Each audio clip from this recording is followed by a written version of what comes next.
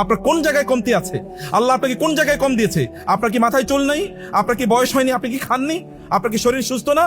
আপনি কি একটা ইউনিভার্সিটিতে তাদের মতো টেক্সট বুক গুলো পড়েন না? আপনার ইউনিভার্সিটির প্রফেসররা কি বিদেশ থেকে ডিগ্রি নিয়ে আসেনি? তারা কেউ এখানে পড়াশোনা করেনি? আপনি কি এখানকার সেই এনভায়রনমেন্ট পাননি?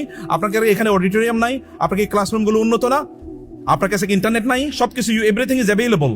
তাহলে আপনি কেন এটা করতে পারলেন না? আপনি কেন ওই জায়গায় নিয়ে যেতে পারলেন না? আপনি কেন সায়েন্টিস্ট হতে পারলেন না? আপনি কেন টেকনোলজিক্যাল এক্সপার্ট হতে পারলেন না? আপনার হাতে কেন এআই নির্মাণ হলো না? আপনার হাতে কেন গুগল নির্মাণ হলো না? আপনার হাতে কেন মেটা নির্মাণ হয় না? আপনি তাদের ক্লায়েন্ট কেন হয়ে যাচ্ছেন? আপনার কি আত্মসম্মানে লাগে না? আত্মমর্যাদা লাগে না? উম্মার সদস্য, যেই উম্মা এই গোটা মানব জাতিকে বাঁচিয়েছে 1200 বছর জুড়ে, পথ দেখিয়েছে সায়েন্স এন্ড টেকনোলজির, তার সদস্য হয়ে আপনার মধ্যে কি সে জিন নাই?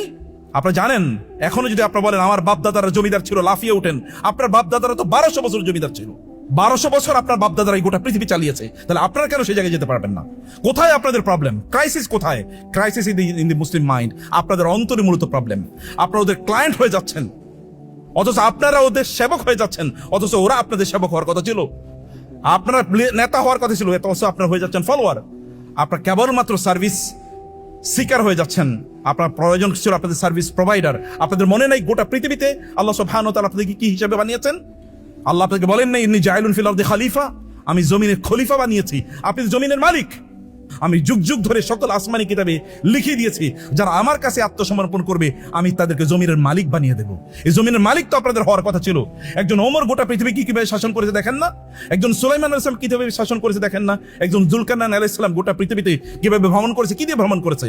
আল্লাহ সুবহানাহু ওয়া তাআলা বলেছেন, জুলকারনাইন আলাইহিস সালামের ব্যাপারে তারা প্রশ্ন করে, আমি তাকে জমিনের নেতৃত্ব প্রদান করেছিলাম, আমি তাকে সাবাব টেকনোলজি প্রদান করেছি, আমি তাকে ইঞ্জিনিয়ারিং প্রদান করেছি, আমি তাকে সায়েন্স প্রদান করেছি, আমি তাকে উইজডম প্রদান করেছি। আপনাদের জ্ঞান কেবলমাত্র যদি বুদবুদের লেভেলে হয়, তাহলে এই বুদবুদ কোনোদিন থাকবে না, আপনারা জানেন।